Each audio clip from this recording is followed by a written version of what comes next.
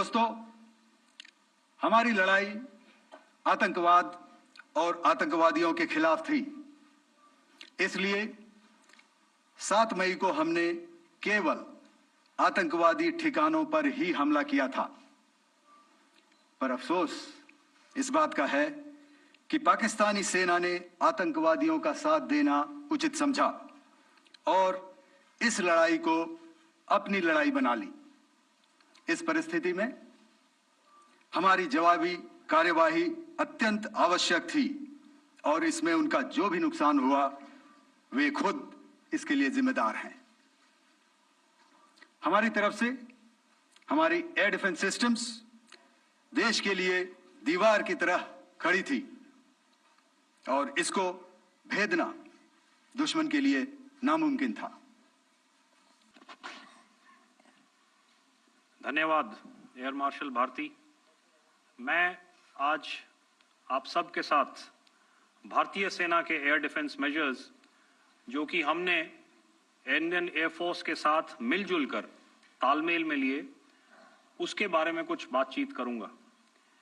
इस विषय में मैंने कल भी कुछ टिप्पणी करी थी, लेकिन आज मैं इस युद्ध के अहम एस्पेक्ट के बारे में आपको थोड़ा और पर्सपेक्टिव देना चाहता हूं। हमें एयर डिफेंस ऑपरेशन सिंदूर के एयर डिफेंस की कार्रवाई को एक कॉन्टेक्स्ट में समझने की आवश्यकता है।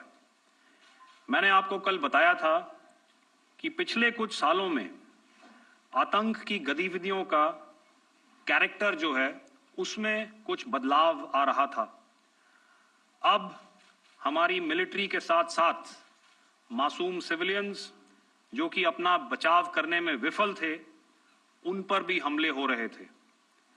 2024 में जम्मू सेक्टर में शिवखोरी मंदिर को जाते हुए यात्री और इस साल अप्रैल में पहलगाम में मासूम पर्यटक इस खतरनाक ट्रेंड के विशेष उदाहरण हैं। पहलगाम तक पाप का ये घड़ा भर चुका था। उसके बाद जो हुआ उसके बारे में हम कल विस्तार में बातचीत कर चुके हैं। क्योंकि आतंकियों पर हमारे सटीक हमले लाइन ऑफ कंट्रोल और इंटरनेशनल बाउंड्री को पार करे बिना किए गए थे, हमें पूरा अंदेशा था कि पाकिस्तान का वार भी बॉर्डर के उस पार से ही होगा। इसलिए हमने अपनी एयर डिफेंस की पूरी तैयारी पहले से ही कर ली थी। हमारी इन्वेंट्री में शामिल counter manned aerial systems, electronic warfare के साधन और एयर डिफेंस वेपन्स का इंडियन एयरफोर्स के इसी प्रकार के सिस्टम्स के साथ एक अनोखा मिश्रण किया गया। इसलिए आपने देखा कि जब जब पाकिस्तान एयरफोर्स ने हमारे एयरफील्ड्स और लॉजिस्टिक इंस्टॉलेशंस में 9 और 10 मई की रात को लगातार हमले किए, वो इस मजबूत एयर डिफेंस ग्रिड के सामने विफल हो गए। आपके सामने इस ग्रिड को एक तरीके से दर्शाया गया है। आप देख रहे हैं कि इंटरनेशनल बाउंड्री से कितनी layers, radars, counter unmanned aerial systems, उसके पीछे शोल्डर फायर्ड वेपन्स, हमारे विंटेज एयर डिफेंस वेपन्स जो कि काफी सालों से हमारी सेना में हैं। एयर मार्शल भारती ने भी उसके बारे में बात करी। और लास्ट में हमारे modern air defence weapon systems.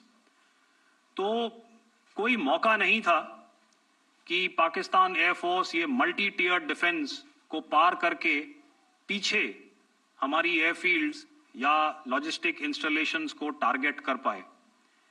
ये जो डायग्राम आप अपने सामने देख रहे हैं, ये मुझे एक इंसिडेंट की याद दिला रहा है और मैं आपको इस उदाहरण के जरिए से एक ये एस्पेक्ट हाईलाइट करना चाहता हूं। जब मैं स्कूल में था तो तकरीबन मेरे ख्याल से ये 70 का दशक था और उस समय इंग्लैंड और ऑस्ट्रेलिया के बीच में, आज शायद क्रिकेट की बात भी करनी चाहिए क्योंकि मैं देख रहा था कि विराट कोहली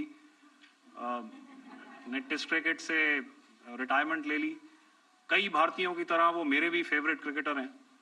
तो 70 के दशक में ऑस्ट्रेलिया और इंग्लैंड की फेमस एशेज सीरीज चल रही थी और उस समय ऑस्ट्रेलिया के दो बहुत तेज गेंदबाज जो कि क्रिकेट हिस्ट्री में बड़ा उनका नाम है, जेफ थॉमसन और डेनिस लिली, उन्होंने अंग्रेजी बैट्समैन और उनकी बैटिंग लाइनअप को तहस नहस कर दिया था। और ऑस्ट्रेलियंस ने उस समय एक कहावत निकाली थी, that from ashes to ashes and from dust to dust, if Thommo don't get here then Lillee surely must. और अगर आप इस लेयर को देखें तो आप समझ जाएंगे कि मैं आपको क्या बताने की कोशिश कर रहा हूं।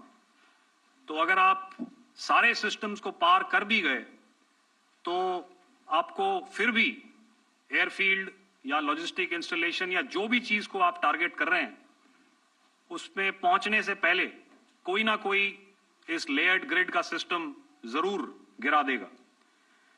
जो दुर्दशा कल आपने पाकिस्तान एयरफील्ड्स की देखी और शायद आज भी एयर मार्शल भारती की प्रेजेंटेशन में, हमारी एयरफील्ड्स हर प्रकार से ऑपरेशनल हैं।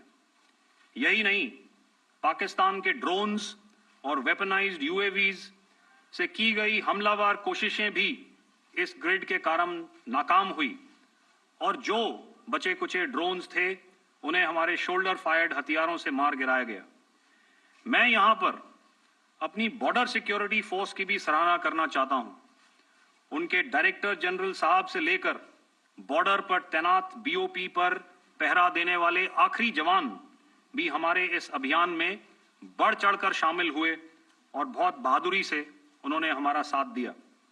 उनके काउंटर अनार्म्ड सिस्टम्स भी हमारे इस मल्टी टियर्ड एयर डिफेंस ग्रिड का हिस्सा थे, जिसके कारण पाकिस्तान की नापाक हरकतों का विनाश किया गया। आपने सुना ही होगा, जब हौसले बुलंद हों तो मंजिलें भी कदम चूमती हैं। अगर मैं सरल शब्दों में बोलूं तो कोई भी संदिग्ध और दुश्मन के हवाई जहाज को कैरल बैटल ग्रुप के कई सौ किलोमीटर पास आने का मौका नहीं दिया।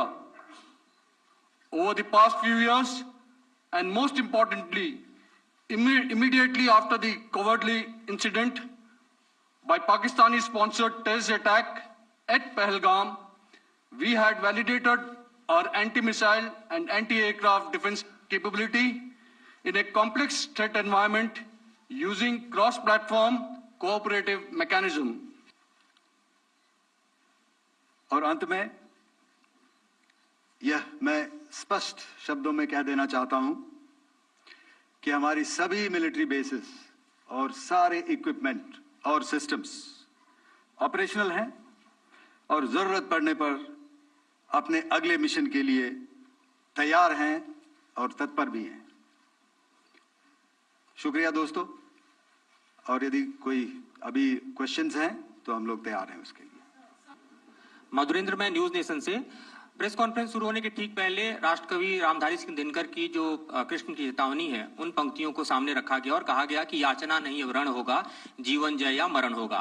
कल शिव तांडव स्त्रोत के जरिए दुश्मन को संदेश दिया गया था और आज राष्ट्रकवि रामधारी सिंह दिनकर की इन प्रमुख पंक्तियों के जरिए ये किस तरह के डिटरेंट को क्रिएट किया जा रहा है, किस तरह के मैसेज को दिया जा रहा है, इसको थोड़ा इलेबोरेट करके अगर आप बताएं तो जाहिर तौर पर ये संदेश और व्यापक तौर पर जाएगा।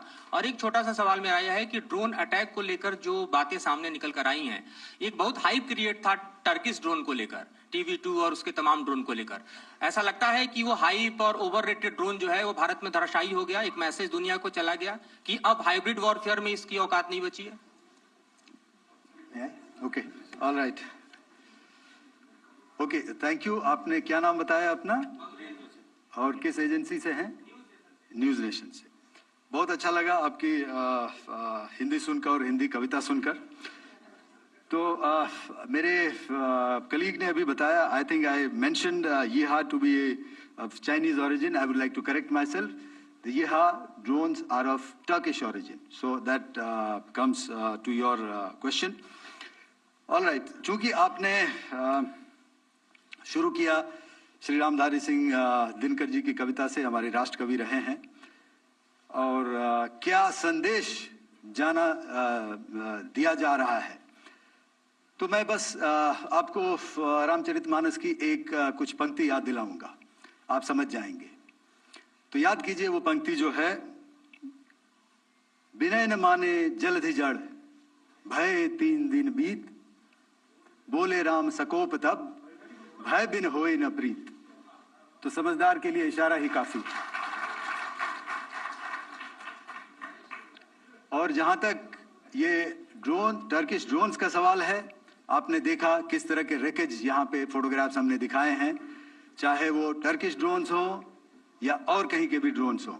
हमारे काउंटर यूएस सिस्टम्स, हमारे ट्रेन्ड एयर डिफेंस ऑपरेटर्स पूरी तरह सक्षम हैं, और हमारी देश की जो इंडिजिनस कैपेबिलिटी है काउंटर यूएस के लिए, उसने दिखा दिया है कि चाहे किसी भी तरह की टेक्नोलॉजी आ जाए, हम उसको काउंटर करने के लिए तैयार हैं। और मुझे बोलने की ज्यादा जरूरत नहीं है, आपने खुद ही अपनी आंखों से देखा है हमने इनका क्या हश्र किया है। धन्यवाद। ऑलराइट, 226। सर, मैं पूनम पांडे हूँ, नवभारत टाइम्स से। पाकिस्तान ने जो प्रेस कॉन्फ्रेंस की थी उसमें एक सेंटेंस उन्होंने यूज किया था कि this is new art of war. तो हम सब ने देखा, शायद पहली बार देखा कि किस तरीके से आसमान में दोनों एयरफोर्स के एयरक्राफ्ट थे। क्या आप बता सकेंगे, क्योंकि हम जो लगातार जब कवर करते हैं हम देखते हैं 2016 में के बाद ड्रोन का जो पूरा वॉरफेयर में रोल है वो दिखा था, तो हमने भी वो दिखाया, और किस स्तर की ये वॉर थी, अगर थोड़ा आप क्लैरिटी दे सकें कि कितने एयरक्राफ्ट उनके इन्वॉल्व थे, लगभग कितने हमारे थे, क्या इसे अब तक का सबसे बड़ा जो जंग हुई है आसमान में वो कहा जा सकता है, और ड्रोन के रोल पे थोड़ा और ज्यादा, क्योंकि 2016 के बाद जिस तरीके से बड़ा है। देखिए, जैसा मैंने कल कहा था कि इस लड़ाई के डिटेल्स अभी हम शेयर नहीं कर सकते हैं, क्योंकि इसमें काफी कुछ ऑपरेशनल डिटेल्स होंगे। कितने जहाज थे दोनों तरफ से, किस तरह की लड़ाई हुई, these are questions of technical details which we may not be able to share firstly, and which we may not be able to share to explain to you the way it needs to be explained. Suffice to say कि yes, ये एक दूसरी तरह का warfare था, and it is bound to happen. हम लोग पिछली लड़ाई, अगली जो कभी भी लड़ाई होगी, भगवान करे ना हो, लेकिन अभी यदि हुई तो ये पिछली लड़ाई की तरह नहीं होगी। हर एक लड़ाई जो है अलग तरीके से लड़ी जाती है, और टेक्नोलॉजिकल एडवांसमेंट्स हो रहे हैं, हम भी उस एडवांसमेंट्स के हिस्सा हैं, हमारे एडवर्सरीज भी हिस्सा हैं। So it is a cat and mouse game, and you have to be ahead of the curve to beat your adversary. So that is what is going to happen. So if you ask, was this different? Was this engagement different? Definitely it was different. And a lot of new aspects have come out, but we were prepared for it, we were trained for it, and we were equipped for it. That is the only aspect that I can share with you at this time. Thank you.